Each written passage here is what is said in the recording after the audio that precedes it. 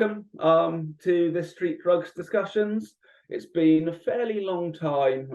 Every summer we're a little bit ambitious and think we can have some of these in the summer, but every summer they're impossible to organise. So welcome to the Universities and Drug Use special episode, which is of course quite nicely timed right at the beginning of term. I imagine most universities will either be week 1 or week 2.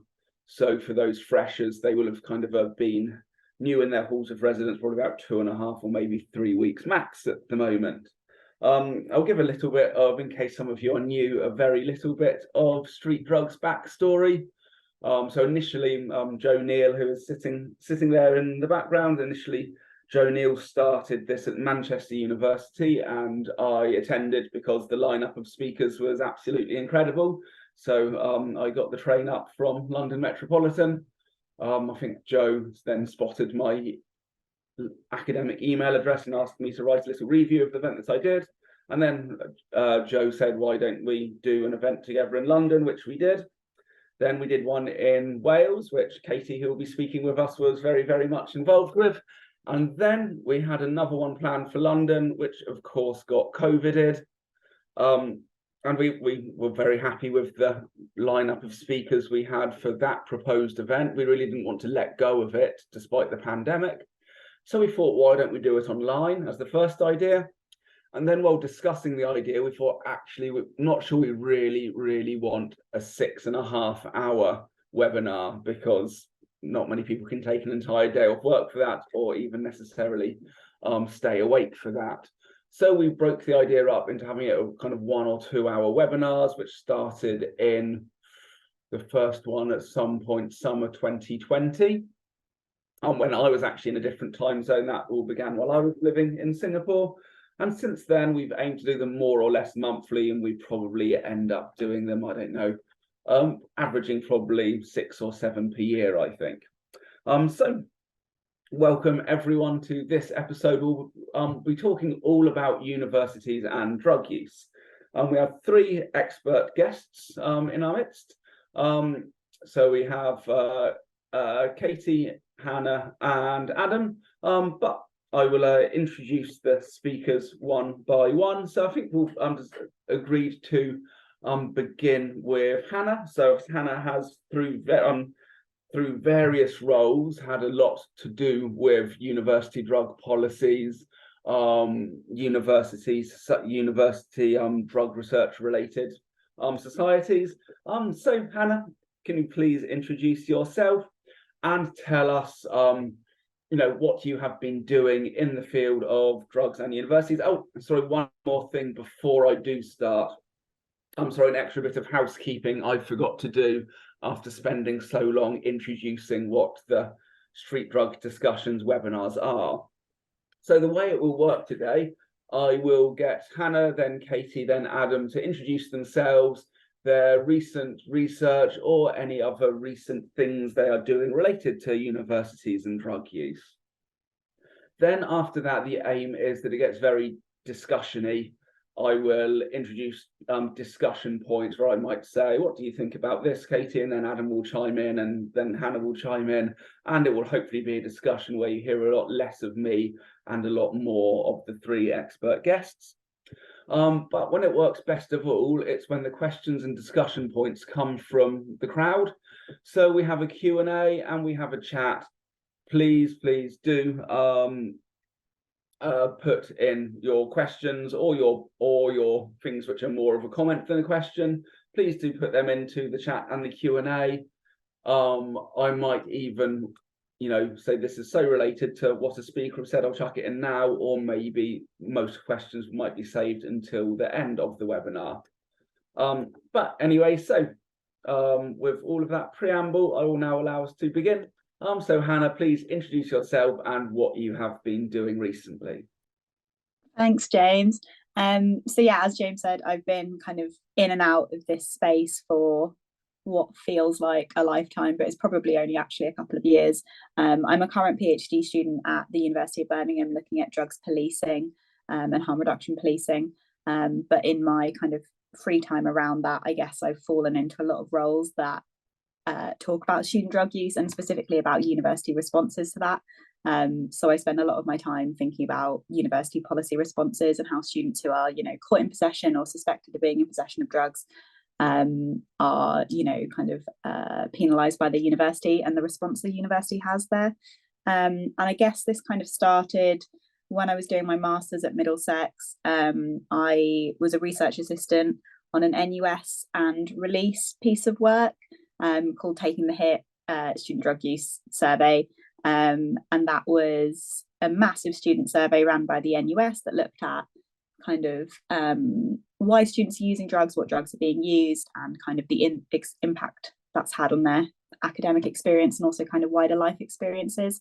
But I was involved in the release side of that, which was freedom of information. No, it wasn't freedom of information requests. It was hours and hours of searching university websites to find their policy documents. So we did this for all 162 universities in the UK and looked at kind of their disciplinary policies, what's going on in their accommodation. So that was a really huge piece of work, which I'll talk a little bit more about in a minute. And from that, I was just angry. There was so much anger there. I felt like there was, these are documents that have been written in the 90s, not been looked at since.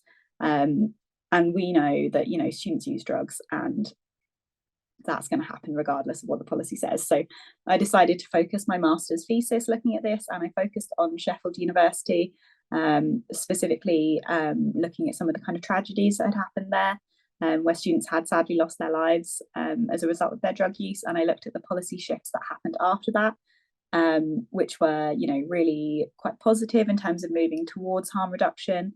But sadly, those policy shifts haven't necessarily stayed in place, especially when the students who were pushing for them have left campus.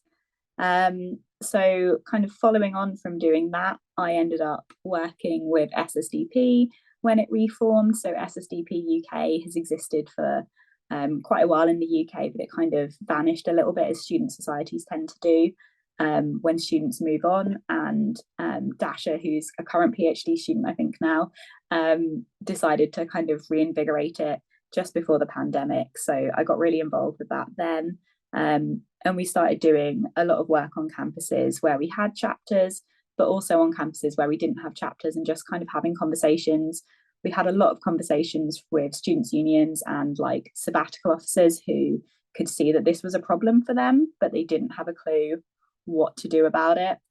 And then from that, I've been involved in kind of further bits of NUS work. So a few years ago, the NUS sub-charity SOS set itself up, and they do a lot of kind of environmental work on campuses, but they also ran the Alcohol Impact Project, which was basically an alcohol harm reduction model that they were trying to get universities and students' unions to adopt.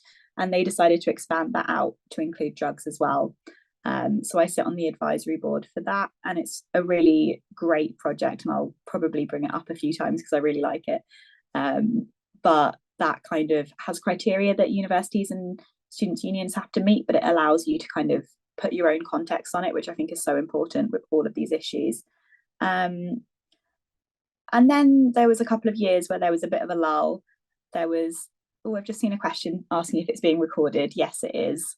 There was a little bit of a lull in terms of no one really talking about this. I think the main issue for students very much swiftly shifted to be COVID, rightly so, especially with students in lockdown in halls and stuff. I think there was a real need for that to be the focus, but that obviously then shifted how people were using drugs and the impact it was having on students, especially in terms of their motivations for drug use when they were kind of isolated in that way. So that was quite quiet for a little while, and SSDP was still doing work in that time. And I think we worked with Drugs and Me and somebody else to do some kind of research looking at the impact that COVID had. And then kind of coming out of the, lockdowns, not the pandemic, we're still very much in a pandemic. Universities UK announced that they were going to do a large piece of work looking at student drug use and university responses to it. And when that announcement was made, there was no reference to student involvement at all. So it was a very odd one. I felt like I was quite pushy because I sent some quite strongly worded emails about the fact that they were announcing, you know, this project that has the potential to have huge impact on students' lives, but haven't actually mentioned at all how they were going to, you know, interact with students and make sure that they are, you know, centered in that work. And especially for an organization, I think, who regularly talks about co-production being necessary. So that has been ongoing. I think this conversation was had in March 2022, and I ended up chairing the student advisory panel for that, which was a really interesting experience in terms of, I think co-production work is always interesting, isn't it? But it was a really interesting experience because there was just so many opinions, I think, like there is on all of these issues. But the work was split down into kind of 3 areas in the same way that it is in the UK National Drug Strategy, which meant that a significant amount of time was also talking about supply, which isn't something I necessarily have done huge amounts of work on. But it is something that I talk about quite frequently. So that was especially interesting. And I think from the chat, there was a few representatives from, you know, different police forces here, so that was quite an interesting space, and that piece of work hasn't been published yet. It was due for publication, I think, in July this year, but there have just been delays. I think given the nature of the work and the sensitivity of the topic, I think there's a real desire to make sure that it lands as best as possible and has a positive impact. But throughout that kind of project as well, it's been really interesting seeing some of the projects that are being highlighted and will be highlighted in the full report, hopefully. So I think somebody is here from Recovery Connections, which is a recovery-based group on campus, who have also got kind of a recovery pledge universities can sign up to, which I think is honestly a brilliant piece of work. One of the things in some of the focus groups I led, one of the things we saw was that there doesn't need to be this weird dichotomy between harm reduction and recovery on campus, and that students who utilised a recovery or abstinence-based service were fully supportive of harm reduction and vice versa. So it was really nice to see that in, you know, that kind of, I guess, younger age group. There isn't that kind of one or the other argument that I think we are seeing become a lot more spiteful, I guess, online. So yeah, Recovery Connections who are here, I highly recommend having a look at the pledge as well. When I stop talking, I will post the link in the chat if it's not in there already. And then also at Birmingham, where I am, we have, oh no, the project's gone completely out of my mind, the Better Than Well programme, which is again another student-led recovery project, which is very much one of a kind in the UK. So it's really nice to see work being developed in both sort of spaces in recovery and harm reduction. And I'm really hopeful that the Universities UK report will push for, you know, senior management and vice chancellors to listen. I think previously all the work in this space has really been led by students who, I mean, that's my area. I'm a student, I love it, but it's very easy for us to not be listened to. And for those who aren't in kind of academia or higher education, Universities UK is kind of the membership group, I guess, for vice chancellors, so university leaders. So a piece of work that should come out soon and should be recommending a harm reduction approach on campuses will hopefully give that kind of protection, I guess, to vice chancellors to actually have an opinion on this topic. So those are the kind of recovery projects that came out, but there's also going to be links to, I guess, the NUS work that I mentioned, the drug and alcohol impact study, and also things like Staying Safe, which I think Adam's going to talk about, which is a kind of online digital tool for students that I've also been involved in. I feel like I live in all of these spaces a little bit too much, and I'm not sure how long I've been talking for, but I guess all of those pieces of work are looking at moving away from the traditional punishment-based approach that we see on campus, which is really, if a student is caught or suspected to be in possession or, potentially involved in supply, those individuals are treated like the bad guy, I guess. They are put through disciplinary processes, which are hugely subjective, without any kind of real data monitoring on that as well. There's no one tracking outcomes. And I think one of the things for me that sparked working in this space was when I did that first piece of work with the NUS and release, the academic year that we were looking at, 2016, 2017, there were 531 students reported to the police by their universities. So, the impact of these issues, it's not a small thing. Students are being initiated into contact with the criminal justice system, especially in some cases in a way that's unnecessary. We saw examples of students being referred to the police for things like nitrous oxide, and obviously this is 2016. So it was a very different situation in terms of it being not a problem really, in terms of the law, I mean. And just a complete misunderstanding of how the legal framework is set up, and therefore harming students even more unnecessarily. So that's kind of where I'm coming from. And yeah, I'm going to stop talking because I feel like I've rambled a bit, but please feel free to post any questions for me in the chat, and I will reply in comments as well, whilst other people talk. Thank you very much, Hannah. Can confirm you were not rambling. All very interesting. And I've definitely made some notes there, which will turn into questions later on, unless we get ample questions from the crowd, which we normally do. So thank you very, very much. Should also say, Hannah, you answered the question, but someone asked if this was being recorded. Yes, it is being recorded. All of these webinars get put onto YouTube. So if you go to YouTube and search street drugs discussions, every one of these we've ever done is up there. If you go on the Drug Science website, every one of these we've ever done is up there. So for this one or the entire back catalogue, you can see all of them by going online. Okay, so now I will introduce Katy. So Katy, I know very well because she was my PhD supervisor. And it's just about 14 years since I turned up for the first time when I emailed Katy's good colleague, Professor Trevor Bennett. I'd read some Bennett and Holloway papers and liked them a lot, and so emailed to say I'd be interested in doing a PhD with them.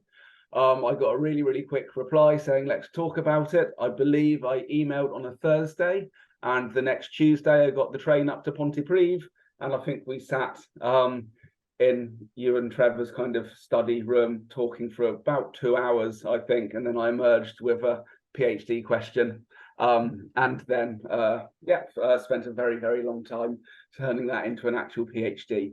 But anyway, so very, very lovely to see you again, Katy. I've also been doing all manner of sorts of research since we started doing that PhD together, but I know that a lot of your research recently has been about drug use and universities. So Katy, please do introduce yourself, tell us all about the research you're doing and anything else you wish to introduce currently on the topic of drugs in universities. Thanks very much, James, for the introduction. It's great to see you. And I think you're still working with Trevor on some things now, aren't you? Yeah, no, we're trying to write a book together currently. And so, been excellent to continue working very, very closely with Trevor. Fantastic. Okay, I'm going to try and share my screen. Hopefully this will work. I'm more used to Teams than Zoom, so hopefully we can make this work. So go to this one. Slideshow. Can you see the screen? No, not yet. Not yet. Can you see anything, or are you just seeing me? Yeah, just you for the moment. Okay, sorry. If I try that one. Oh, I know what I did wrong, I think. Try there. And then, sorry. Aha, I think we're there now. Yes, it looks like we are. Oh, so we've got your Yes. Yes, perfect. We are properly there now. Okay, brilliant. Oh, well, thank you so much for inviting me here today, James and Joe and the Drug Science group. It's a pleasure to be here. I was hoping to be presenting with a student who's a third-year student at the University of South Wales called Dom. He's one of our peers who is working in our student-led drug and alcohol support, information advice and support service. And I was hoping he'd come along because he's a very passionate advocate of our work. But unfortunately, he's been struck down with Freshers' flu, and he says he's very sorry that he can't be here. But hopefully I'll be able to cope without him. So I'm a professor of criminology at the University of South Wales. I've worked here for more than 20 years. I've been working in the drugs field since, I think, 2000. And my first job was as a data analyst on a arrestee drug abuse monitoring program.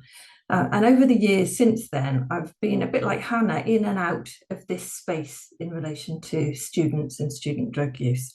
So I'm going to talk to you a little bit about a couple of projects that I've been involved in. The High House in particular. Now, the High House is our student peer-led project, which I just mentioned, and Dom is one of our peers. And I want to tell you how we've got to the position of introducing this peer-led project. And it's taken quite a bit of persistence over a lot of years, and it's involved partners, which is why there's a few logos at the top there. Barod is a substance use treatment provider that operates across Wales. And the U in the middle there is our Students' Union logo. And of course, the University of South Wales, that's the university where I'm based. In the bottom left-hand corner, you'll see another logo, and that's the HEADS logo. And HEADS stands for Higher Education, Alcohol and Drug Survey. And that was a bit of research that we did in 2015-16. And it's an important forerunner to the High House. So I'm going to kind of go back in time. I know you said, James, to talk about recent stuff, but hopefully it's okay if I could just go back a bit to the beginning. Okay. So while I was preparing for today, I reflected back on all the work that I've been involved in relation to student drug use. And it occurred to me, I've actually been working in this space for quite some time. And the first bit of research I was involved in was an online survey back in 2009, so quite a long time ago. And this survey was very much focused on prescription drug misuse. So it wasn't really about illegal drug use per se, but it was on prescription drug misuse, which was quite important at that time. There was quite a lot of concerns about people diverting their own prescriptions, using other people's prescriptions for therapeutic purposes, but also for recreational purposes. So we thought, well, let's investigate this. And we conducted a survey of students at our university, and also we included staff as well. So that was quite unusual at that time. There wasn't a lot of work that involved staff as well. And there wasn't a lot of research in the UK at all at that time in relation to student drug use. Most of it was in America. So that first survey was, I'm trying to think of how we got on in terms of our response rates. Yeah, we got 20% response rate. Response rates for student surveys are a particular problem. Trying to get people to complete online surveys is hard. So, and getting students to talk about drug use is even harder. So yeah, we were quite pleased with the 20% response rate. So we had about 1,600 students and 500 staff members telling us about their prescription drug misuse. And it was about a third of students and a quarter of staff had actually been involved in prescription drug misuse at some point in their lives. And this was most often for therapeutic purposes, but yeah, so people sort of medicating themselves, but there was also some recreational use as well. So that was the first bit of work that I was involved in.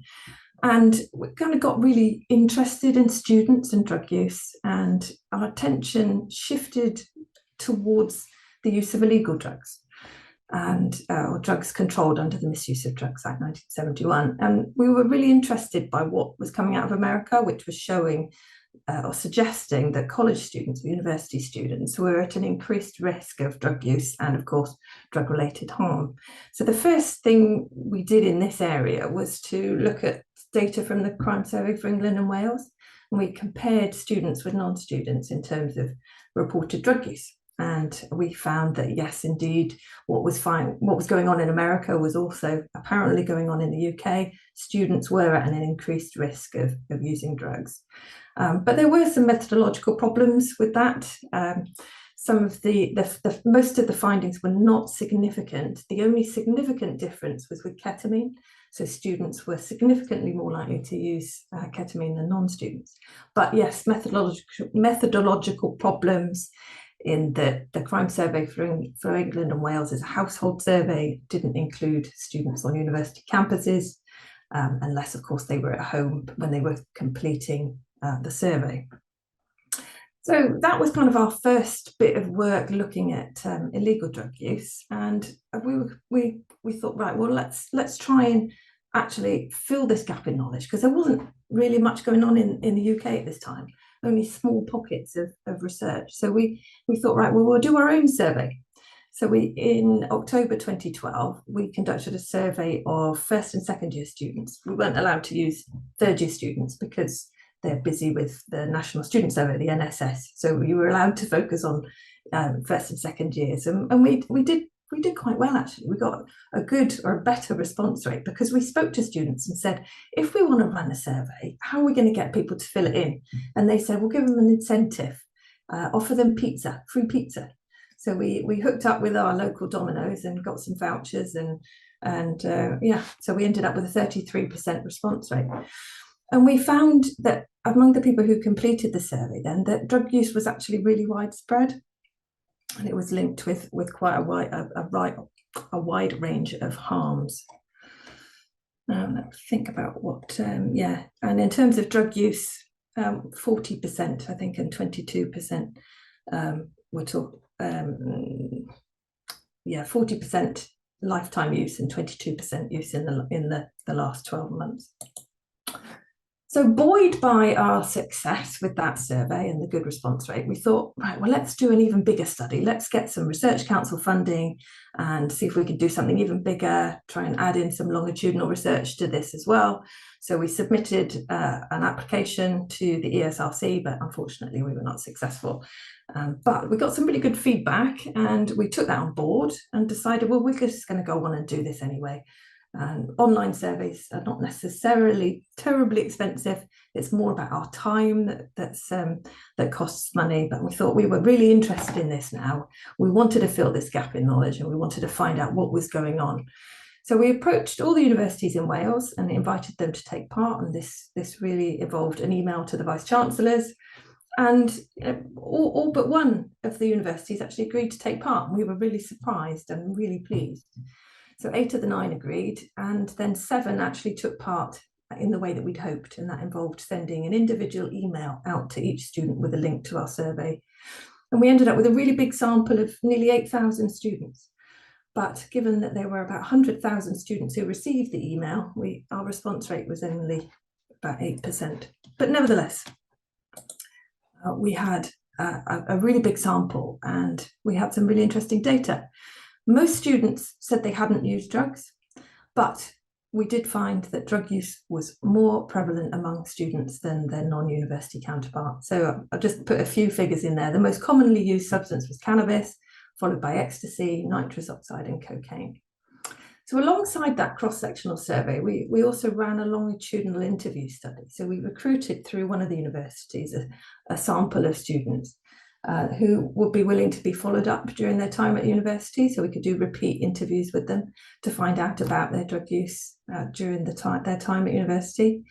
We managed 2 waves of it before COVID messed things up, but we gathered some really interesting data. So we heard some interesting stories about some barriers to accessing support and treatment, heard about long waiting lists at that time for support within the university. We also heard about a reluctance among students to actually engage with the university-based services. They were worried about the repercussions and jeopardising their futures. What would the university do? Would they kick them out? Would they be looked upon differently? And so these were really interesting stories and worrying stories, because people were not getting and seeking the support that they might need. the students told us about how they didn't want to be known, they didn't want their identities known if they were speaking to people within the university. They would access support and information online, engaging with forums, and they spoke about peer support being a useful way of getting some information and advice. And on the back of all that work, we lobbied the university to develop a bespoke service. We had support from Barod, which was our third sector treatment provider in the local area, and we had support from the policy division in Welsh Government. But at that time, there wasn't an appetite to develop anything specific. So this was 2018, 2019. So there was a bit of a lull. I know Hannah mentioned a lull, in where the work, you focus on other things. But then there was a renewed interest, and there's been quite a lot of media, political and research attention more recently. And, this started me thinking, perhaps we do need to do something. We know that there are barriers to help seeking, and there have been some awful incidents where people have lost their lives, and perhaps there's something we can do. We can build on the findings and develop something that might be of use to students. We knew that peers could be a useful alternative. So maybe, rather than going to the universities themselves, maybe if they could just speak to other students, then that might be a useful source of advice. And within the drugs field, peers have got an increasing involvement in the delivery of services, but also as researchers as well. And within my own department at the University of South Wales, there are some really exciting volunteer projects, like the Innocence Project and Cold Case Unit, where students are being recruited to act as volunteers and help support these research endeavours. And I thought, well, maybe we could do something with drugs. Maybe we could recruit students to help provide a support service, an information service, signposting. We had support from Barod, who's our treatment provider. I've got to know them very well over the years, and they could provide training for our students, the peers, to deliver the right kind of information and support. And the UK drug strategy even mentioned this kind of thing within it, talking about partnerships and getting universities to partner with services. We had the Students' Union willing to help, and student services within university supportive as well. So we set about then developing a student-led information, advice and support service called the High House. So this is where I was hoping Dawn would come in and tell you a bit about the High House. We had to get a proposal and get it all approved, of course, and we had to get equality, diversity, inclusivity assessments and data protection assessments. And then we had to recruit the peers, which we did through an advert on Blackboard. We trained them with help from the wonderful Lou and Lisa from Barod, and Sarah too, of course. And then the students worked together, the peers came together and they developed their own brand. So they came up with the idea of the High House, high being a welcoming hello, but also HI, help and information, and high, obviously linking in with drug use. And they developed their own brand and came up with a logo, and the Students' Union provided a great location for the High House to operate. And it was launched. March wasn't a great time. We had some snow. We had to delay it a bit, but we had a nice launch date in the end. And we've got some publicity materials there for distributing to students. So the vision then of the High House is about a safe space where students can come in, speak to fellow students without any fear of possible repercussions. So it's the go-to place. The vision is that it's going to be very widely recognised, promoted across the university, and that staff and students can be aware of it and can help come for information about their own problems or for their family members or friends. We want it to be a vehicle for promoting harm reduction philosophy within USW. On the face of it, USW does have a zero tolerance approach, but we can see there's a shift, and we can see that the university is working together to try and help promote this harm reduction philosophy. And ideally, we'd like this to be a model for replication elsewhere. But it's in its early days. We don't quite know how well it's going to work. We really launched it in Freshers Week this year.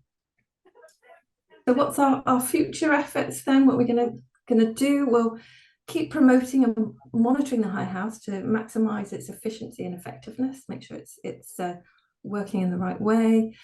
continue working in partnership with our external partners and our internal partners. Promote harm reduction. We know that harm reduction is a bit uncomfortable for universities. You know, they've got reputational issues to consider, but harm reduction is just so important. A zero tolerance approach is just not appropriate, and we need to drop that zero, like Nick Beach has said, and have a more tolerant approach, and create an enabling environment for helping for students to get help and seek information. And maybe there's scope for future research. We know that some recent publications have suggested we need a national student survey, and that would be a really exciting idea. And maybe we even need to start thinking about staff again. We know that higher education field is been a bit challenging recently. So that's I hope I haven't gone on too long, but I hope I've given you a sense of how we've got to where we are today. So thank you very much. Thank you very much. No, you haven't gone on. You haven't gone on too long. One quick question while you were there. So I think we'll talk both about the research that you discussed and also about the sorts of services, drug services that universities can provide. But quickly, with the response rates, which I think, you know, low because of the nature of the research and population, but impressive in that context, if you had to speculate one way or the other, would you say it is that students who use drugs are more likely to be interested in a survey about this, so perhaps the figures you've seen there are elevated? Or would you say that students who use drugs might fly under the radar and never get the email? And have you any speculation about whether those estimates might be at the higher end or the lower end of what the real population averages would be? It's a good question, but I'd just be guessing. Yeah, it would just be a guess. It could go either way, couldn't it? Like you said, you've given both possible alternatives. Yeah. Well, I think they're very, very interesting figures, and nothing particularly shock horror, I didn't think. I don't know if you thought they were particularly high. I thought, yeah, all right, you're not going to get a tabloid front page out of those, I don't think. No, but higher than the general population. So there is an elevated risk there. Yeah, noted. Thank you. We'll return to that. Thank you. And as a good, useful bridge, so at the end, Katy was talking about what university drug policy should be, and also a little bit about what they should provide. Should they provide their own harm reductions? What services they should provide? And we'll come back later to the sort of things that are provided. But we'll actually just ask Eva Devaney, who's in the audience, just to say what her job is, because Eva has a particular job in this field, which I honestly didn't know existed until Eva saw that this event was being promoted, and then kind of messaged me to say about the new job role she's got. So Eva, are you there? Did my attempts to allow you to speak work? And if so, sounds like it. So yeah, please, so do introduce yourself, and also tell us about the role you do and what is provided at the university where you now work. Yes, so I'm Eva. I work at the University of Limerick in Ireland, and the university isn't new to me. I was there before in different roles. I won't put on my camera.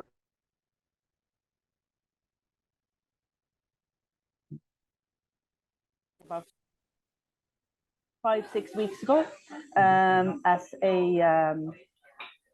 as working with the Healthy UL team, which is a Healthy Campus or Healthy University initiative that's been in place at the university there since about 2017. So my role is to join the team and with a special focus on substances and gambling. So substances from smoking, vaping, alcohol, and other drugs and gambling. I suppose the role is new. I think it's the only one in Ireland at the moment, and I'm really curious to see is there something equivalent in the UK, because I would really like to link in with people in similar roles. I suppose the vision for the role is to eventually set up something. I was really interested to hear what Katy was talking about, the High House initiative, because that's something that's going to be part of my role, is to develop and implement kind of a drop-in service that's going to deal with screening, brief intervention, signposting, giving information. If you're concerned yourself, or if you have concerns about friends, peers, or your family. That's one of the roles. The other role will also be, we're going to be reviewing our current substance use policy in the university. And it's envisioned that the role will range from very broadly from prevention, education, harm reduction. And it was very interesting, Katy was talking about the sensitivities around harm reduction, because that's a discussion we're currently having here too. In the broader context in Ireland, basically, there's been a lot of work done in this area of universities and drug use in the last few years. There was a national survey that's published, I think it's 2021, on drug use in universities, in the higher education sector in Ireland. And following on to that survey, we had a framework being published by the Higher Education Authority, which falls under the Department of Education, and promoted by our current Minister for Higher Education, who's quite proactive in health and well-being subjects and topics. He's also recently published mental health and well-being frameworks, and also sexual consent and sexual violence frameworks for universities specifically. So very broadly, I would like to know, like I said, if there's anybody else out there doing similar roles and would love to link in. Okay, thank you very, very much for that, Eva. So yeah, very interesting. And I mean, as I said, I wasn't really aware that these sorts of roles existed. I've noticed we had one person in the chat already. We've had Becky Risley from the University of West of England, who's a specialist drug and alcohol practitioner there. She says she would like to connect. As I said, I don't know if you can, if you'll be able to Google each other's email addresses. Or I can leave it in the chat, no problem. If somebody wants that's to great. But as I said, you know, it'd be an excellent outcome of this webinar if people who work in these roles at diverse universities end up then putting their heads together and sharing good practice. And also, absolutely wonderful. Sorry, James. If there are similar initiatives, like I would definitely be looking into the High House initiative. But if there are similar initiatives in the UK, that would be really interesting for me as well, and models of best practice, really. Yeah, so that sounds great. And so, I mean, if anyone is working in this particular field, do go into the chat. I see Hanna Head has posted some links to very relevant organisations there. So yeah, please do all of your networking in the chat here. I think that'd be a really kind of wonderful use of this space. And when I was talking about these for this networking, I saw Adam quite enthusiastically nodding there, which sounds like a good time to bring Adam in and talk about his particular initiative. So Adam, as well, I think you wanted to share a video. You should be able to do it if you put it on your own screen and share your own screen. You should be able to do that. So let's see if this works. Is that working? So it's certainly working, and as far as we can see your slides. Okay, well there we are. That's all right. I can get to a video at some point. Hello. So I'm kind of, my interest in students is kind of like secondary to my main job in a way, which is as a drug and alcohol psychiatrist. So I spend all my time working with people who are dependent on drugs and have got severe mental health problems. And I've done that for about 20 odd years. And I currently spend a lot of time working within prisons. But I think when I first started kind of working in the field of drugs and alcohol, I was just aware that like most people don't end up seeing like a doctor like me. Most people don't use drugs. Most people who do use moderately. But there was remarkably little interest in providing people who used drugs recreationally or without dependence. No one was really interested in them, and no one was particularly interested in providing information to them.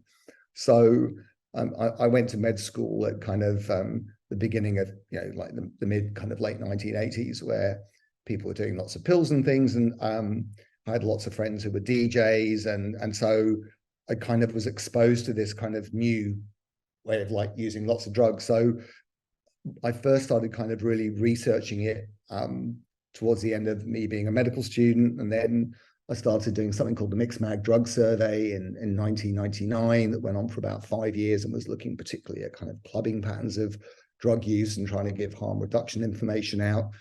And then about 10 years ago, I set up something called the Global Drug Survey, which is a big survey that runs every year, which basically seeks to get information from people who use drugs and then repackage it in a way that is meaningful and useful to people to provide information. And for me, the key thing is to be able to have data that allows you to have honest conversations with people. And over the years, we've created various resources like the Global Drug Survey Highway Code, which is a code for harm reduction. And we've created free apps for alcohol and drugs. It's about giving information to people. And then about 18 months ago, I had a random conversation with Jason Q, who's an ex-copper, and we were talking about training initiatives and things. And he told me about these 564 students that had been booted out of uni for using drugs. And I went, what? And so I made a few phone calls to people, like Judith Aldridge and Hanna and Katy. And it was like, we can't have people being booted out of university because they've used drugs. That's nuts. That ruins their career. And if they're reported to the police. And so we thought, oh, well, let's go and make a course for students who maybe are caught with drugs at uni, so unis can give a non-punitive intervention. And then I kind of had a chat with Hanna, and Hanna went, well, that's really interesting and useful. But of course, most people who drink and take drugs at uni don't get caught. So wouldn't it be better to create something that was useful for all students? And it was like, yeah, of course. And so really on the back of that conversation and with the support of people like Hanna and Judith and Katy, and particularly the University of Manchester and the University of South Wales, we created the Staying Safe program, which is basically around reducing harm for everyone. And we wanted to create something that was relevant to students, that was compatible with universities' need to provide pastoral care and welfare services, but was also acceptable to them, so they wouldn't be seen to be soft on drugs. And to get around those issues, it was relatively easy for us, because Jason, who helped me set this up, is an ex-copper, and I'm an addiction psychiatrist, so no one can accuse us of not knowing the harm that drugs do to people. And then we created this course, which was initially funded by University of Manchester and South Wales, and then subsequently got NIHR funding. And the initial feedback was really positive, and but we also had lots of feedback that kind of went, some of it's too long. Anyway, so we've made it better, and particularly on the feedback from people like Hanna and other students, we've created new modules that were felt to be missing. And I'll show you a couple of those. But I guess for me, it was about trying to find a way of providing information to students that could be easily scaled up, that could be supported by universities, that was relevant to students regardless of where they were in their drug using careers, and would be of interest to people who didn't use drugs. And that's really important, because most students don't use drugs, but it would be quite interesting for them to understand about why people do. There was the opportunity of challenging issues related to stigma, and also giving people the opportunity to know what to do if they were worried about a friend. So there's a module on how to have a conversation with a friend that you're worried about. And because we didn't want this to be something, a drug education course, there is a module on alcohol. There are modules on, sex and consent, on disrupting sexual assault, on what to do in a drug emergency, trying to place alcohol and other drug use in the wider context of university life. So there's stuff on steroids and cognitive enhancers. And I've suddenly realized that the biggest problem we have, other than ongoing kind of funding and everything else, is how to get people's attention. And our brains haven't evolved quickly enough to catch up with the digital world.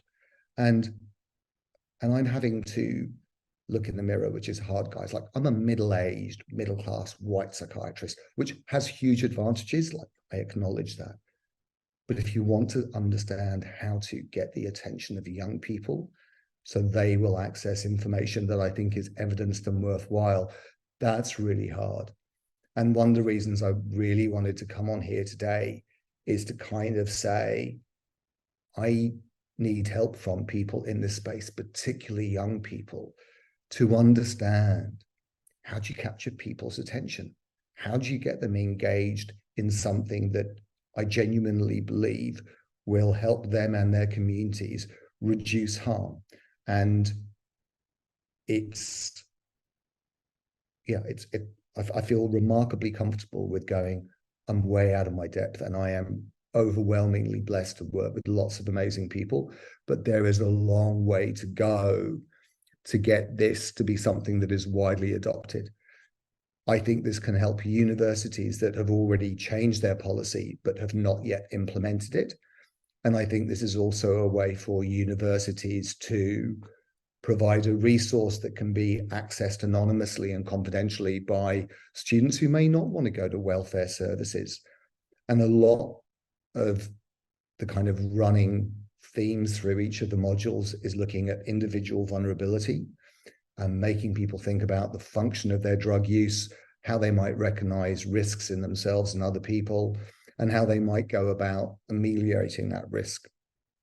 So I guess our biggest challenge also, which is why we chose to do this without kind of government funding, is that it allowed us to be honest, because the reality is that the current world we live in around drugs, which is zero tolerance, basically equals zero communication.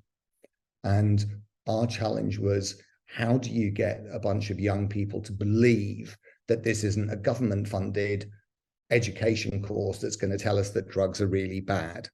And so we've gone about it in several ways. So if James is okay, I'd like to show you a total of about 7 minutes of some video footage, and I'll pause at each point, and I'm interested in whether or not we are on the right track. And if we are not, please rip this apart. I would much rather this course is ripped apart by critical friends than anyone else. And I acknowledge the huge support from loads of different people. We cover lots of different things. The new version 2 has got 32 different modules in. There's a lot. And our first point to get across, and this was our first promo video, is we're not like other drug courses, we hope. And hopefully you'll be able to see and hear this. Let me know if that's not the case. Okay. Looks like. So Adam, we can't hear it. You'll need to click something to share sound, as we can see. Okay. Right, there we are. More share. Share sound. Hey. Share sound. Why is that? Hold shift to select multiple windows. No, oh, bugger. Oh, balls. Adam, if you stop sharing and then click to share again, there'll be a tick box saying share sound. Oh, thank you so much. Oh, God, I hate being that twit who is forever share. Right, there we are. Share sound. It's not letting me click on the select this option if you want to share sound. Well, yeah, I do, but oh well. I don't know what to say. The videos, the trailer and stuff are on the website as well. So I'll yeah. So you know what, we'll put that in the chat. Yeah, so that's fine. We'll kind of, there are lots of video trailers and things that you can all see. I just thought it would be quite fun that you could go and see them. But to be honest, if all you're seeing is me and you can't hear it, that's a bit dull. And I guess for us now, what we're really interested in is kind of increasing the range of partners that we have to make sure this gets out to lots of different universities. And over the space of the next year is ensuring that there is a much wider range of people sharing that information. And that's not just to ensure there are more voices, but I think that there are different groups of people who can share different bits of information that become more credible and authentic to a wider range of audiences. And over the next year, hopefully what we'll also do is add to the modules that we have. Particularly, I want to add a module on issues specifically related to women and the use of alcohol and other drugs. We want to have something specifically related to LGBTQI and drugs. And although we've created a module this year focusing particularly on dealing with drug emergencies, I think I'd like to broaden that out a little bit to talk around issues related to mental health emergencies. But we're also really keen to hear from students in universities about other things that they think are missing. Like, we cover virtually every drug you can think of, but things change. And I know we don't have a module on vaping, for example, but I guess this is one part of shifting the landscape.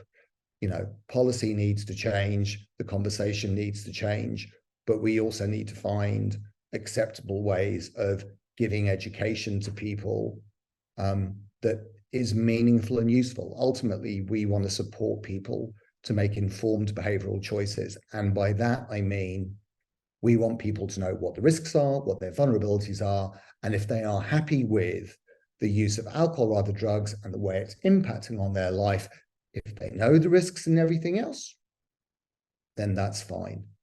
But we also want people to reflect on whether their drug use sits comfortably with how they see themselves as a person, how it impacts on them and the people that they love, but also to be aware of vulnerabilities that they may have, whether that's through past trauma or mental health issues that might make particular patterns of drug use particularly risky.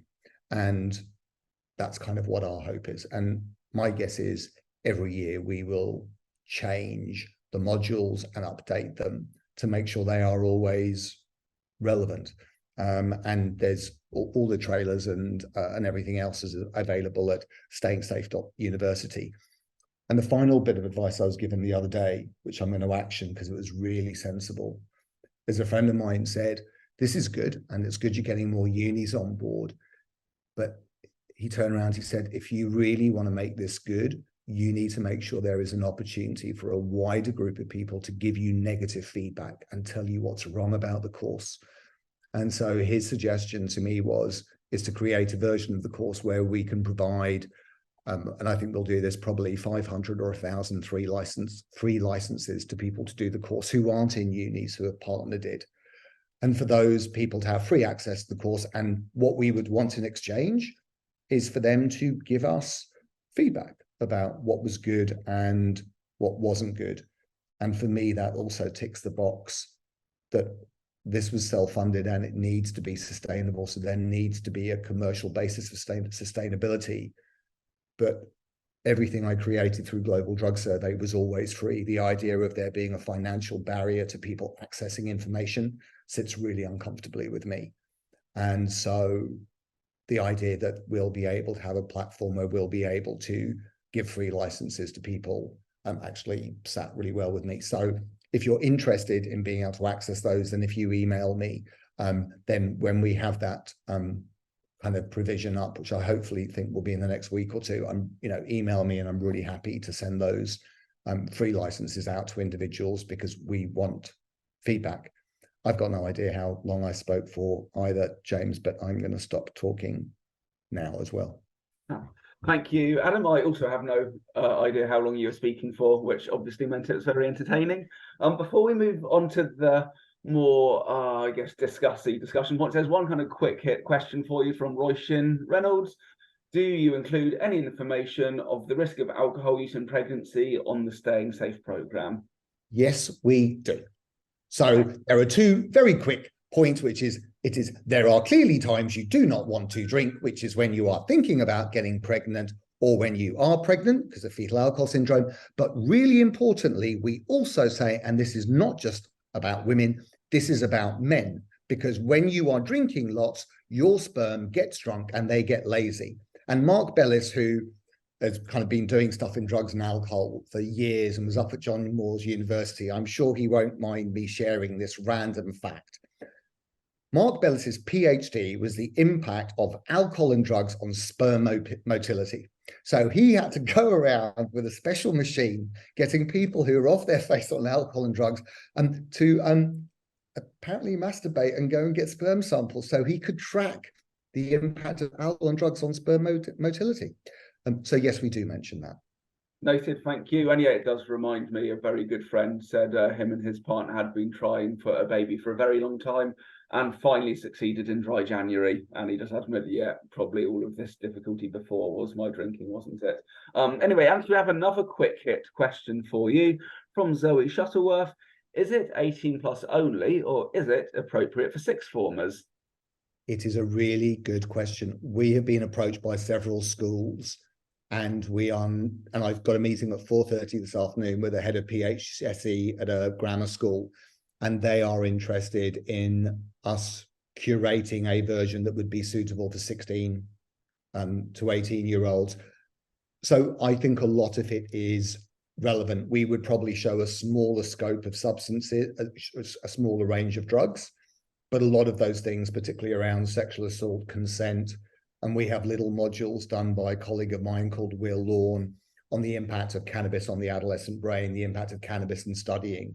So yes, I think there is a version of this that would work for 16, 17, 18-year-olds. We would probably tweak it a little bit. But what's the difference between someone who's 17 years old and 10 months and when they're 18 and 3 months at uni? It's like, so yeah, we think there's a wider scope. Okay, awesome. Thank you very much. I think now perhaps would be a good time for Katy and Hannah to get cameras back on, as now it's going to be very discussy. We've got already loads of very great chat going on in the chat. And I'd say if you've got a question, it's more likely that we pick it up if you put it in the question and answer than in the chat, although I will be scanning both of them. But to start, and I think I will put this back to Hannah first off, but I think all three of you will probably want a bite on this apple. Judy Bullymore asks, I'd be keen to know from the panelists whether you recommend that the university workforce or particular roles within the university, such as safeguarding leads, tutors, etc., require training, and whether this would be mandatory and core, and what screening tools you feel are recommended to aid conversations with students. Also, is there any best practice around engaging specifically with students in terms of how to have the conversation to support students to think about recovery or treatment options? Hannah, there's quite a few prongs to that question. Would you like to speak upon any of them? Yeah, I'll try and hit all three. I'll start with screening tools. I think Adam's best place to answer this, but I would just highly recommend that anything that Adam's been involved in creating through Global Drug Survey, and I'm sure we can post some links in the chat or in an email after, because they're all freely available and they're really non-judgmental, and we recommend them at SSDP. They've been helpful for students before. They're not designed for students, but they have been helpful. And I guess the first point was around kind of staff training, wasn't it? It's a tough one. I really struggle with it. I think all university staff should have an understanding of the issues that impact students, not just drugs. I think, there are so many things that students are experiencing, especially first years when they've just moved away. But realistically, university staff don't have the time or the ability to do these massive training courses or to receive support. It's something me and Adam have actually spoke about with some of the staff at Bristol and based at other places, in terms of trying to do a really short module that's just a generic overview of like the 5 key bits that students might be experiencing difficulties with, for example. But it's just unrealistic to try and make something mandatory for all staff. I don't think it's possible. I also don't know if university staff are the people who are best placed to engage with students on this, but that raises a different question in terms of who is best placed. I think the work at Bristol, especially, I think one of the comments in the chat was about them having a specific drug and alcohol worker, but we quite often talk about Bristol being, I think the gold standard of, seeing harm reduction policies working on campus, but the city's a different place to most of the UK. They have a very different drug treatment service available to them that is focused on harm reduction and recreational use in a way that, most traditional drug services aren't. So that means that they have more expert advice that they can access for their students. And, they've really used that working with the Bristol Drugs Project. So I think in an ideal world, there would be appropriate services that are accessible for young people and students who don't focus on one or two very specific drugs, and who provide that kind of harm reduction advice in a non-judgmental way. But sadly, we don't have that. So there is, I guess, an onus on university staff to figure out where that's best placed on their campus. And I think it really does differ depending on what your campus structure looks like, and also like how your students engage with things like your wellbeing service. But I guess if you're looking at, trying to create a way to support students, there's no point if the students aren't going to seek support because they're scared of being punished. It won't work. You can spend hours and hours and millions of pounds training every single person on your campus, but if a student at the end of the day is worried about being kicked out of their accommodation, losing their student finance, and being removed from their education and career opportunities, they're not going to talk to you. So I think it needs to sit in a much bigger piece of work. And I feel like I can not morally recommend that we put more work, especially on academics at the moment, but also on our professional services staff at universities. So I don't necessarily know. I don't have an answer for that. But I think having a wider conversation on your campus with senior management, and also seeking out, academic leads and criminology people who understand drug policy and are likely to, potentially have these conversations with students as a part of their modules. If you're talking about drug policy, there's a good chance that students will be making disclosures, and getting those groups together, and also talking to your students about where they'd want that to sit, and doing it kind of based on your specific context is probably for the best. And I feel like there was a third part to the question, and I can't remember what it was. Don't worry about that. So I think that is all very good and useful. And I guess my own 2 pence worth is, I sometimes have this old-fashioned view that if a student's sick, then it's the local GP. If they have mental health issues, it's the local mental health services. And it's somewhat peculiar that the health of students, when we have an NHS, becomes the responsibility of the universities. But then equally, of course, the NHS services can be on their knees to the point of inaccessible. And there is an argument, I suppose, the other way, that universities are unique environments which have unique forms of ill health and drug use, and that perhaps that is why universities should provide their own services beyond the statutory or third sector local services. Katy, I don't know if you have anything to add on that at all with the experiences of the High House at the University of South Wales. Thanks, James. Yeah, Hannah, you make some really important points, and I think that it's a good idea for staff to have awareness of problems. And I appreciate what you're saying about putting an extra load on staff, but we do have a moral obligation. I think we have to take, pastoral care is part of what we do. So I think while staff might not be the right people to provide the support, they could be aware of signs and know where to signpost people onto. So I think that would be a good idea. And I know that you and Adam did talk about developing a module for staff, I think, and this could be a great idea. And I think making it mandatory for anybody is just unlikely, but having it there as a possibility and encouraging people, I just think it's really sensible. And James, your last point there about the responsibility of universities. I mean, particularly when you've got students living on campus, I think there is a bit of a responsibility to provide extra care and support. So yeah, that's. I'll be interested to hear what Adam says now. Yeah, thank you, Katy, and on to you, Adam. I mean, universities have got 2 functions, and they need to make money and maintain their reputation to bring students in. So there is academic excellence, and then at the same time, they have responsibility to look after the health and well-being of their students. The fact there was a huge emphasis on mental health well-being 2 or 3 years ago by UK was amazing, but there was no mention of alcohol and drugs. It is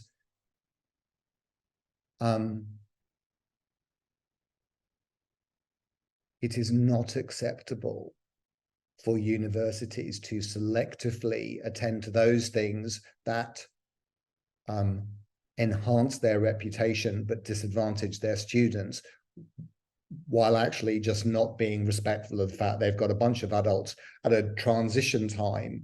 You know, people arrive at university 18, 19. That is the peak time for the onset of most common mental health problems and for the onset of drug use. Like, not to provide information to help people navigate that is nuts. And universities need to feel comfortable enough that by talking about this honestly to adults, we are not condoning it. Like, drug education is not kind of drug approval. Like, and there is a level of hypocrisy that for years universities were very happy to have Smirnoff sponsored Heineken weekends for 2 to 1. Oh, that's okay. So actually banning all alcohol funded events at uni would be quite a good start. So there is a level of hypocrisy in terms of screening events, screening tools, and I've put some up. And Hannah's right, though. No one is going to disclose those to mental health and welfare services if they think they're going to get judged and maybe booted out of uni. But Hannah's other point is that most local community drug and alcohol services are funded to basically deal with heroin, crack cocaine use, alcohol dependence. And actually there isn't the skill base and expertise there to deal with actually lots of the drugs that students might be using, particularly if it's non-problematic use. And that goes to, you know, chemsex drugs as well. And there isn't enough funding or capacity within that service. And so actually the ethical dilemma I think unis have is, if you are going to implement a new policy, raise awareness, provide education, say to students, come forward if you've got help, to then come forward and go, oh, by the way, but there's a 6-month waiting list. Actually, we can't sort you out. That becomes really uncomfortable for me. There is nothing worse than saying to someone, oh, you've got a problem and we think we can help, but there's a 6-month waiting list. And I feel quite uncomfortable about the downstream consequences of promoting honest conversations and saying to students, come forward, we're here to help. And then finding there isn't the help there. That's not okay. I don't have a magic bullet either, but it's a worry. Oops. Thank you, Adam. And I mean, I can definitely echo your thoughts on the inappropriacy of lots of the disciplinary actions from universities, and as far as I cannot get my head round why student drug use gets them chucked off there. No, if there's an extreme of student whose drug use is disruptive during lectures and seminars, then that's one thing, but this isn't what it is. Although I'm in general not in favour of calling the police on people who use drugs, you can vaguely understand campus security officer doing so if they wanted to, but then that kicking off a big but when that also includes disciplinaries which involve student finance, I mean, kicks off your course, absolutely, I cannot get my head around it.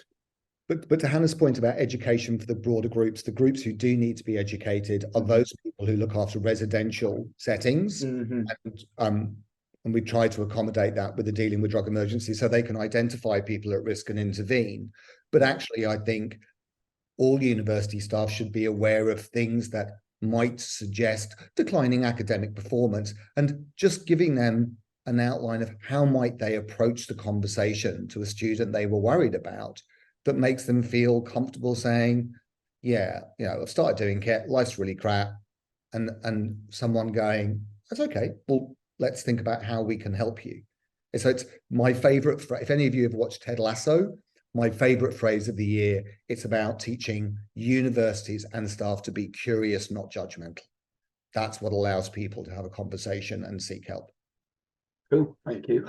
I'm doing a mindfulness course, and curious, not judgmental seems to be a bit of a buzzword there as well in my mindfulness for Ted Lasso and also for you here.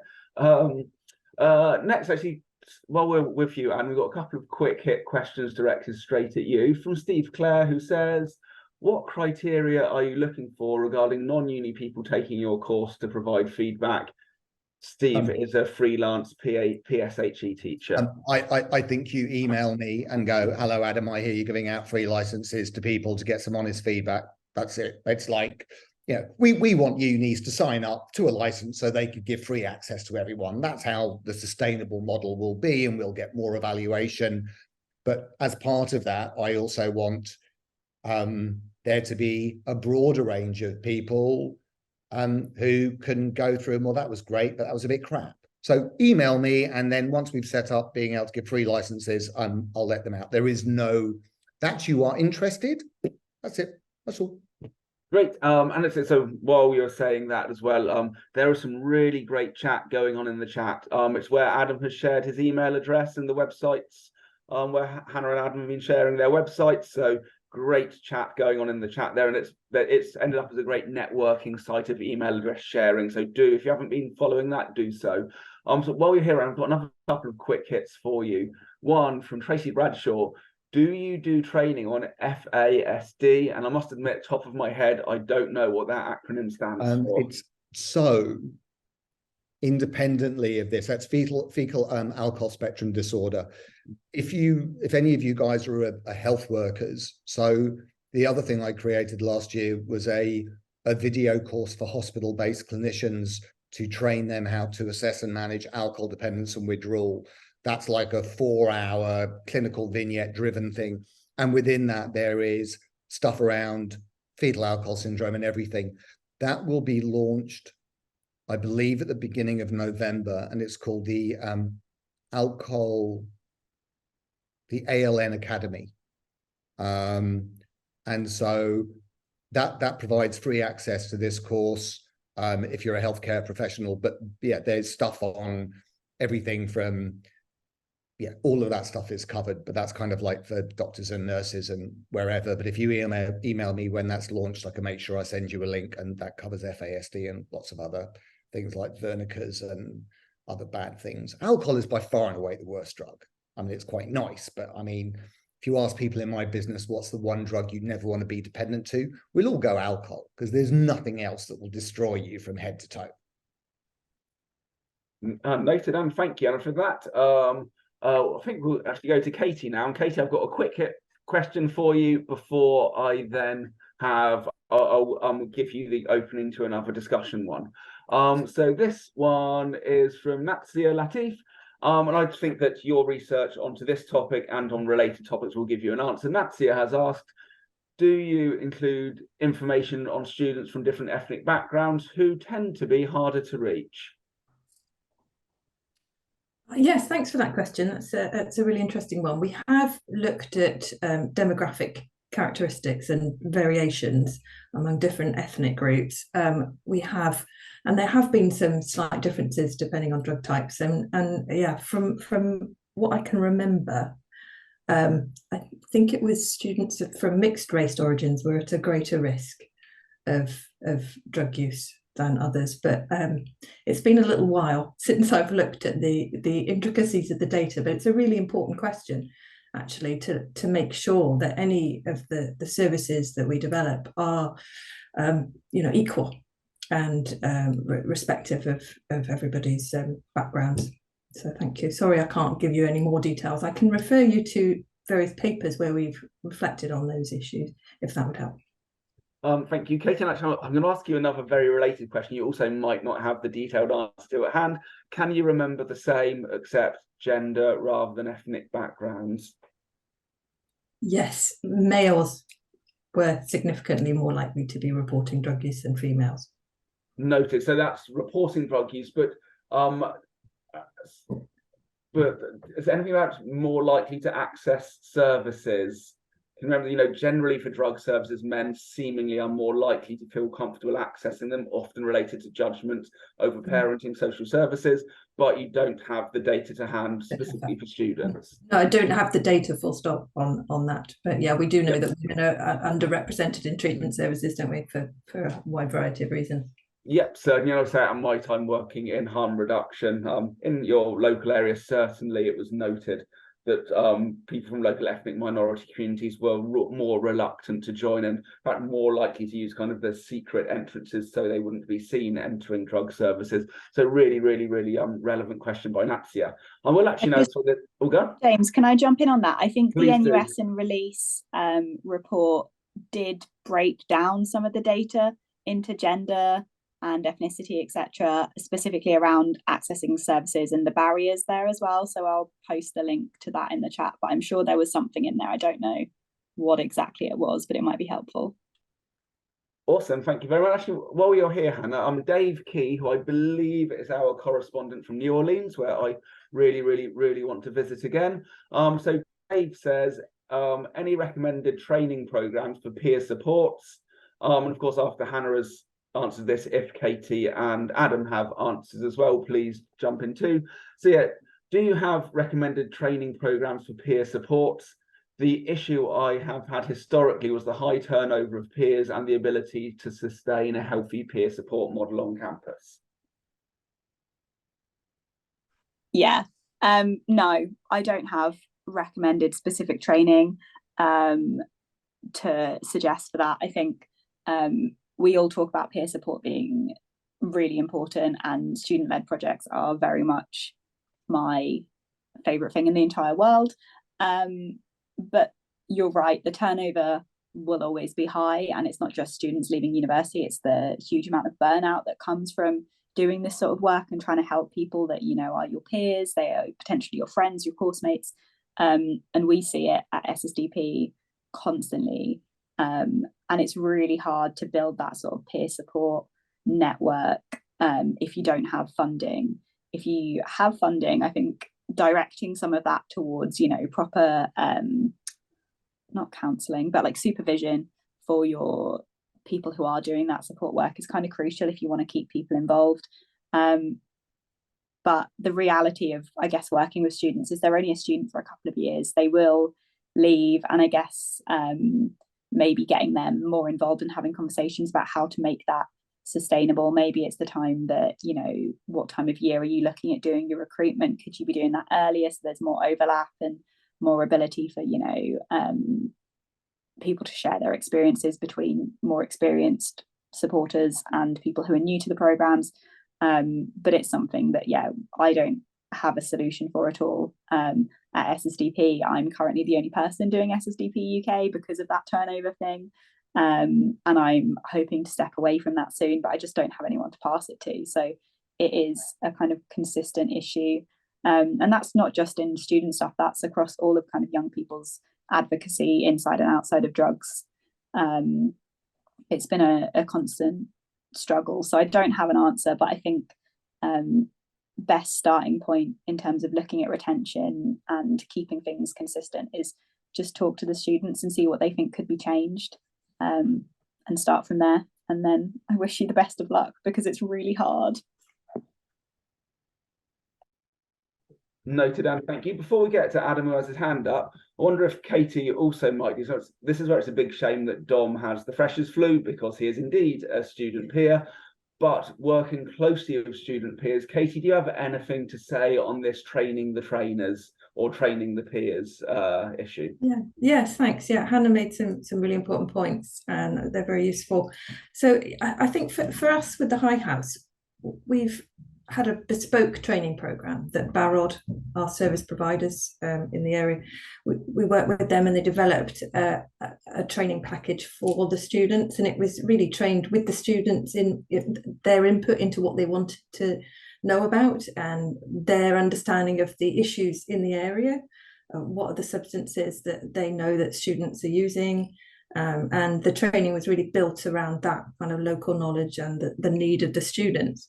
And I think the plan is to keep the training fresh, refresher training, and this will build on what are the issues that students are going to ask about. And so it's going to be very student-led, with, you know, planning to monitor trends and what are the current issues.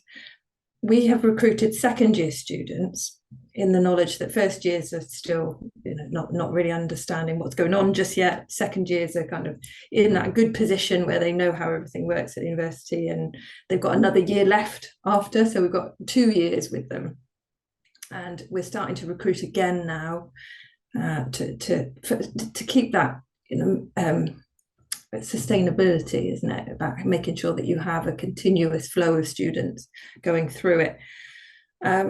We've also been able to, the students have been able to use their experience on the High House as part of their modules as well, so they can get some credit for that work. So that's a bit of an incentive.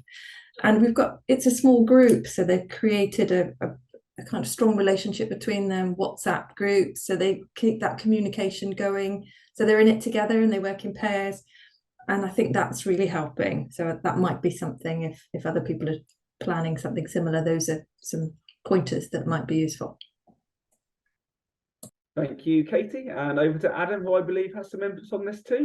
All I was going to say is, I mean, I think I'd be really happy, like, who would be a good group to kind of give free access to the course to? I mean, I think student peer supporters, they would be a really obvious group to provide free access to.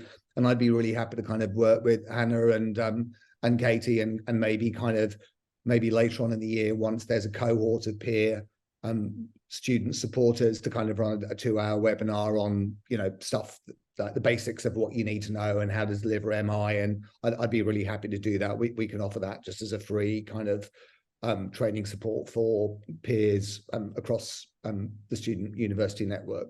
That's easy to do. Awesome, thank you, Adam. Okay, now it's a very discussion-y topic. I'll probably start with you, Adam, but then I'll pass it on to everybody. I was going to leave this as the last question because it's a very tying up sort of question, but also it's such a good question. I'm scared of running out of time and not being able to ask it.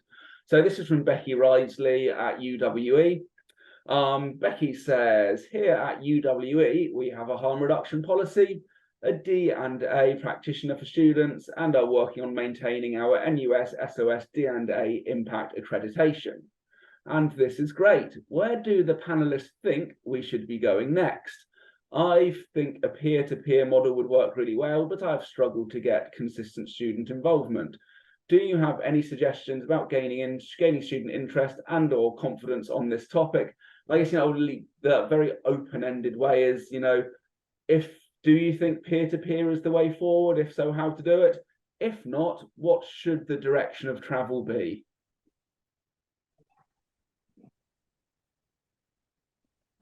I don't know. Look, the most trusted source of information for people who use drugs is other people who use drugs. And if that can come from someone who is a trusted, knowledgeable peer, then, you know, and most people have got it. Like, most people have got someone in their using network who knows a little bit more and where they learn harm reduction advice from, and that disseminates. That's the way it's always been. I think, and, you know, for Becky to say, well, what should we be doing? I mean, Bristol have already done the most insane amount. I think it's other groups should be looking at Bristol and go, how do we replicate what you're doing? So I think Becky's in a better position than anyone else because they've got a university that's changed its policy, has funded a position, has collaborated with local services, like Bristol's done so much. I think it's tapping into healthcare groups at Bristol, like nursing, social work, medical students, who could see taking on this role as being consistent with their kind of professional development, so it becomes less stigmatized. And that's quite a safe way for entry into this space. If you're a medical student and you want to do stuff around drugs, people might go, whoa.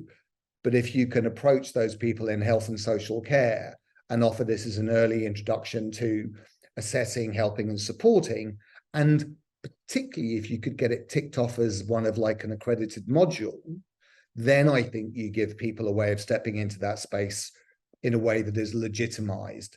If not, people will always be worried about being identified as. So that would be my thought. Thank you, Katie. Yeah, basically what Adam said. Great. Like them short and sweet.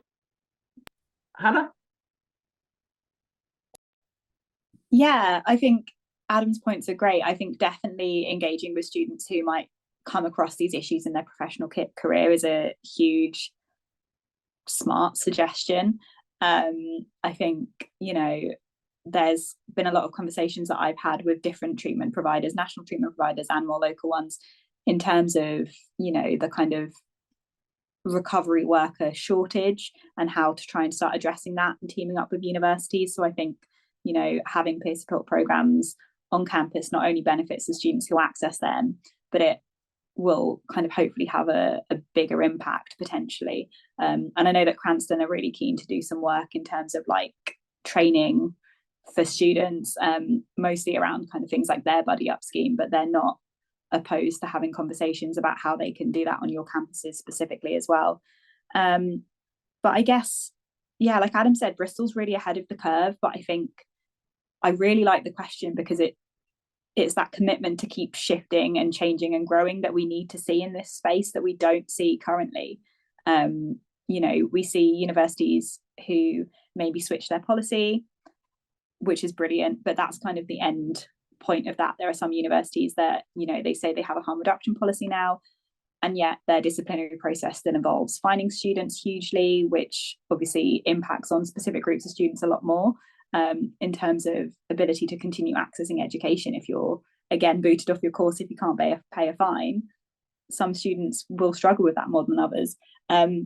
So I think just being committed to learning and growing and staying in these spaces and having the conversations. One of the conversations I've had recently with some of the people who are involved in the UUK project, but not as part of the project, has been how we capitalize on this momentum of all these amazing projects and really share that best practice. And I think, you know, this is another example of that, people sharing emails. But I think what we need is some form of formalized network that sits somewhere within a university or has someone responsible for it. So these conversations can be ongoing, because I think, you know, what Bristol is doing is great, but there are other great things happening elsewhere that maybe we don't hear about. So just building those links. And I don't know, Bristol's just brilliant. I really like Bristol. I worked with Ali Golden when I was a sabbatical officer. So seeing her do this now is amazing. But yeah, that's my take. Just keep being committed to the space and developing it. Awesome, thank you, Hannah. Looks like Adam has more to add. And Adam is muted. What Hannah said about the network is really important, because what we need is to build up an evidence base where other universities can look at Bristol and go, oh, look, shit, the world didn't fall apart. They still have students apply. They're a happy, sensible place. And actually, it seems to be thriving. And so by having that network, it allows universities to have the confidence saying, we can talk honestly about alcohol and drugs. We can support students. And actually, the world doesn't fall apart. There is such fear. And so by having people who are brave, like, you know, Bristol, like Manchester, like University of South Wales, like Newcastle, who are going, we're doing this, and it's all fine. It's about what I really hope is in the next 2 or 3 years, where universities who are not having these conversations will be looked at as failing their students. It shouldn't be that you're being brave to do this. It's like, if you're not, you are actually doing your students a disservice, and it is reflecting bad on you. That's where we want to get to. Back to Hannah. Yeah, sorry, I just remembered I actually did a focus group at Bristol with Bristol students. So I'd be happy to find what came out of that and share that. I think there were some of the kind of student research team who attended that. But I think one of the key things was just keep communicating it to students as well. And I think that's true not just for Bristol, but everywhere that's doing this work, because I think there were some of the newer students who weren't necessarily aware of everything that's happening on campus. But if you want, I can try and find some more info about what we found from that and send that over to you, Becky. Awesome, thank you very much, Hannah. I'm going to move to another question now.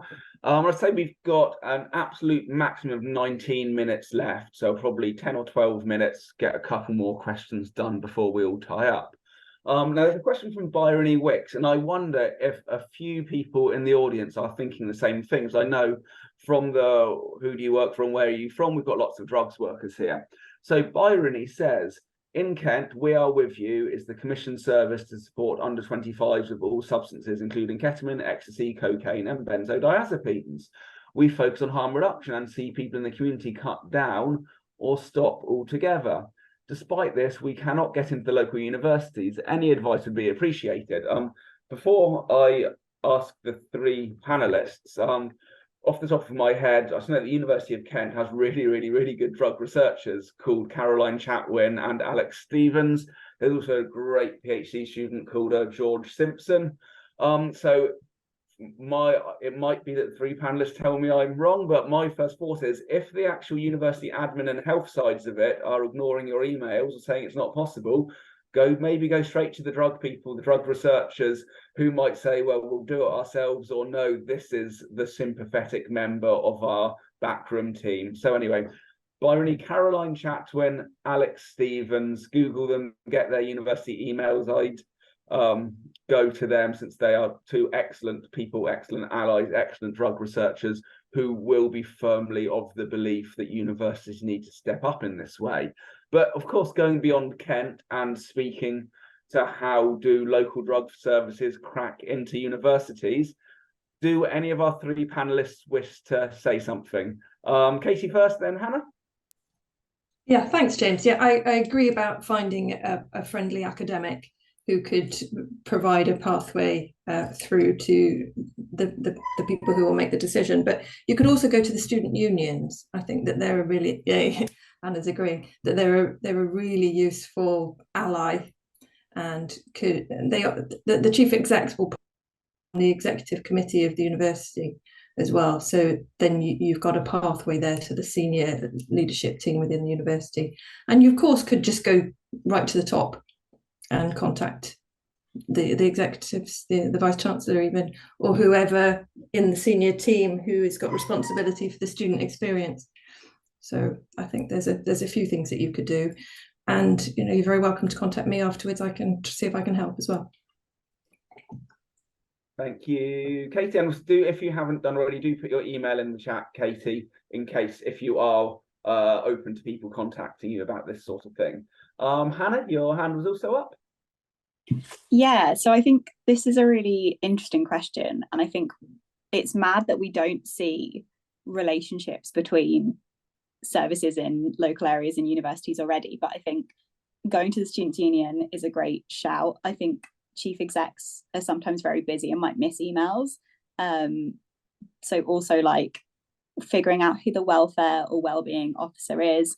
I was one of them. It's a student who's taking a sabbatical. They are very much there for what students want and need, and having that conversation. But wider than that, talking about Bristol, what we see in Bristol is a citywide approach to student drug use. We don't just see one university and one drug service working together. We see a much wider piece of work, which has, evolved in ways that I can't explain. It's not my area. I don't live in Bristol or study there, but that has been, from my knowledge, facilitated by kind of other parties and partners and spaces in the local area as well. And the new, what are they called? Local drug partnership boards. Is that what they're called? The new things that came out of the strategy. There's a specific reference in the paperwork about what those groups should look like, as to inviting universities and having universities in that space. So, I would also recommend, if you or, someone from your organization sits on those kind of citywide council or LA or PCC led meetings, making sure your universities are invited to that, because they are now, supposed to be included. And that was a big piece of work, getting the Home Office to recognise that and actually put that in the documentation. It took too many hours. But so finding other spaces the university exists in as well, and trying to be present there, because I'm sure there are, city safety partnerships and all sorts. And it can be a really good way to just start having that conversation about how you can work together, especially because universities often don't know the issues that they're actually facing, whereas you might know more about your local drug scene in your city. But yeah, going through students' unions, academics, leadership teams, but also kind of anything that already exists to bring these groups together to talk about it in the city is a great way to get started. And if anyone wants to talk more about students' unions, please message me, because I love them. Awesome, thank you. I've actually got a question to ask you, and it's actually, I saw this in the chat ages ago, I say about an hour ago, and it never made it to the queue, and I think it's kind of interesting. Someone was talking about similar services, but for students engaging in sex work. So I wonder if in your NUS roles you've heard of such things. I remember when I was actually based in Wales, saw a really good seminar on this from Swansea University. Katy nodding as if she has probably sat in the same room at the same time, I think. So I wonder, Hannah or Adam or Katy, do you know, do such schemes work hand in hand? And obviously they suffer from similar issues of university management might want to pretend that neither things happen. They certainly have stigma in common, of course, in a very big debate about whether either drug use, the moral issues of drug use and of sex work, which is something, far beyond the scope of what we're discussing today. But nonetheless, there are issues of harm, issues of safety, issues of student liberty, however one wishes to counterbalance all of those. But yeah, Hannah, do such similar schemes for student sex workers exist? Are they ever part of the drug schemes? Do they work hand in hand? Tell us what you know. Yeah. So just to clarify, firstly, I'm very little to do with the NUS. I'm basically nothing to do with it, just to clarify that. I just exist as someone who sees them in meetings and talks to them quite a lot. But yeah, there are some universities who have kind of sex work, harm reduction type bits of work going on. I think Leicester and Durham come to mind. One of my PhD supervisors, Tila Sanders, is actually a sex work researcher who has been involved in some of this. So my knowledge is kind of from that direction. She's told me bits that she's working on rather than me actively seeking it out. And I think sadly on campus and in university discussions, the things are very separate. I think in the drug policy, harm reduction sphere, we do talk a lot about the kind of overlap, especially around kind of arguments for decriminalisation for both, but we don't necessarily see that at universities. And I think the problem is that for any of these schemes to really get going, it's because there's one person who is really passionate about a subject. And I think, putting your head above the parapet on campus and saying, I really want to do work about drugs, you're not going to turn around and say, I want to do work about drugs and sex work, because you're already in a really tough position saying that. But I'm sure there are informal overlaps or bits I don't know about, but it makes sense for universities to be doing both.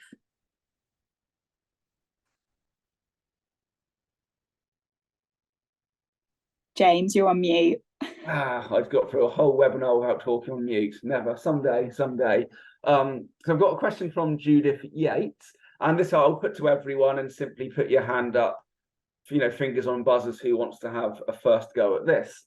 So Judith firstly says she missed some of it while she was having washing machine delivered, but she also asks us about drug checking, the loop model. So as one of their harm reductionists, so yeah, Judith, I think turned up to our first London event, and is a regular. She's appeared and has always got useful things to say, and I'm well aware of her very good work with the loop. So as one of the loop's harm reductionists, Judith had conversations with 18-year-olds who had never spoken to anyone outside their peer group. And it was enormously powerful in talking about all the pill or powder they had previously tried before giving them the results of the testing of their own submitted pill or powder with all relevant harm reduction info. The Home Office has just now provided some guidelines on this for fixed centres. In this time of night azines, which I believe are mainly synthetic opioids, being found in Xanax and oxycodone pills, this may be even more needed in the next year or so. So anyone want to talk about an on-campus fixed site, drug testing or anything similar? Yeah, Hannah, go for it. I feel a little bit like I'm talking too much. I hate doing these things. Yeah, it's a conversation that I think we've recently kind of been having. It's been something that has been brought up at the UK work. I doubt it will make it into the final report when that sees the light of day. But Fiona Measham was involved in that project. And I think in the same way that I was talking about Bristol being kind of city-wide in terms of its approach, I think this could be a huge development for students, but obviously not just students. So I'm hesitant to suggest that things are, housed on campus and only accessible to students, because it's something that, you know, wider communities need access to as well. But for me, I spend a lot of my time talking about kind of reagents, individual testing kits. And as much as it's a great way to start conversations, and it is something that I'm so proud to say that multiple SSDP chapters have managed to secure funding for, it isn't the be all and end all. So I'm really glad to see Judith bringing up kind of more specific fixed sites, because the level of analysis and the level of information is so much more advanced. But from conversations I've had with universities, they would be terrified to promote this on the whole. So while I hope that we see them in city centres, I also really hope that we see kind of peer-led promotion coming from networks like the Drug Science Students Network as well as SSDP. But yeah, some universities are very excited about the idea, so we'll see how it goes, but it is 100% necessary. Great, thank you, Hannah. So I'll say now that we have 6 minutes left. Adam has his hand up. So Adam, answer that point and then give us any of your final closing thoughts. And then I will ask Katy and Hannah if they have final or closing thoughts before we head off. So Adam, you had something on the drug testing before your final tie-ups? So it's about recognizing you need a spectrum of initiatives that are acceptable to a range of universities who are at different paths along their understanding of being able to have honest conversations around drugs. And if you're going to get to the point of drug testing, like, you are well down that path. It can't be your opening gambit to a university that's had its head in the sand for the last kind of decade. And so it is part of the things universities could offer. But if we're going to get universities across the UK to shift, we need to give a range of options that go from just dipping your toe in to being fully submerged, so universities can find something that is acceptable to them, you know, for where they are. And actually, that's my takeaway point, which is exactly like the interventions you need for people who have got drug problems. They are dynamic. You need to meet individual patients where they are. We're going to have to do the same with universities. Some of them are not ready to change at all. They are pre-contemplators. And there'll be others who are at the, you know, action stage, and we need to provide a range of tools that can allow them to implement things. But then most importantly, we need to have a mechanism by which they can see the positive impact of the changes that they make, so those changes are sustained. And that's going to be a bit difficult, because then universities are going to have to be honest when things don't go well, because there are lots of things related to alcohol and drugs that are outside anyone's scope to intervene. But it was a fascinating conversation. I'm going to shut up. Thank you. Thank you very, very much, Adam. And before we get a final high buy and tie up from Hannah and Katy, Tina O'Sullivan has said, do you think if the universities consider the health of the students and those around them rather than their addiction, and so therefore treat the person, not the issue? And so perhaps as, you know, tie up some, say, you know, perhaps, yeah, what do you think perhaps we should be aiming to do, if that fits in with what you were going to say to tie up? I don't know if Hannah or Katy wanted to go first. I'm happy to say something. Yeah, I think bringing this into a bigger conversation about health and well-being might be a way of helping universities feel more comfortable about it. And the zero tolerance approach, you know, is problematic, as we've all discussed, and, you know, pushing conversations, you know, underground. And we want to create an environment where we are encouraging people to discuss things and to seek out information and not to hide. So yeah, so I think maybe bringing it into the broader health and well-being agenda could be a useful thing to do. But thank you very much for having me today. I've really enjoyed it. It's been a great discussion, and I've learned a lot from Hannah and Adam. Thank you. Second and third time, but yeah, thank you very, very much, Katy, for that input, and of course all of your input and joining us today. And now, if you can say something, maybe 2 minutes, Hannah. Yeah, I think I'd just build on Katy's point. I think putting it in that agenda is really helpful in terms of getting universities on board. I do worry that we are pathologizing drug use by doing that. And it's something that I think I spoke to Adam quite a lot about when we were designing the Staying Safe programme, that, you know, a lot of students don't necessarily have a health issue as a result of their drug use, but it really works for universities, and tying it into mental health as well. We're actually hosting an event with Student Minds about their mental health charter in relation to drug and alcohol use on campus at university, whatever, because it wasn't included in that piece of work at all. So yeah, hopefully that kind of framing will help. But personally, I just want to see universities stop unnecessarily calling the police on their students, and to actually understand the law that they are supposed to be abiding by.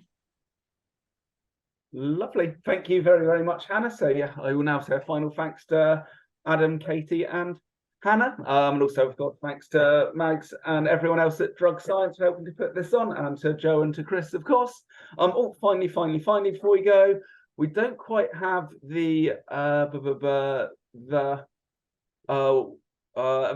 open, but we do have a flyer for our next event. So please join us on the 17th of November, where we'll be talking about ketamine. Of course, some significant overlap with the field of the universities and drug use. So please do pencil into your diaries 2 p.m. on the 17th of November, and I'll start promoting that on Twitter next week as soon as the Eventbrite link is ready for you all to sign up. Again, thank you everyone who has been here, audience or speaking, and yeah, look forward to seeing you all soon.